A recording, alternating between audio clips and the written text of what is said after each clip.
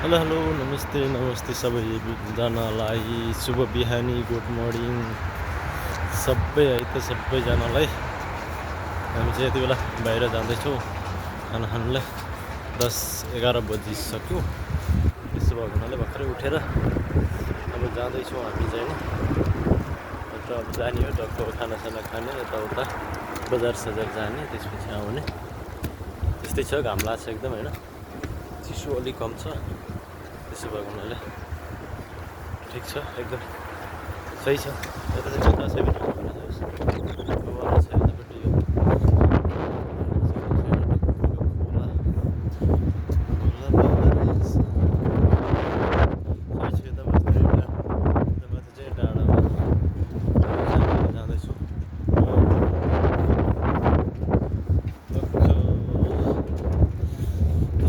साथीभाइहरू है, चिसो हावा चल्छ एकदमै।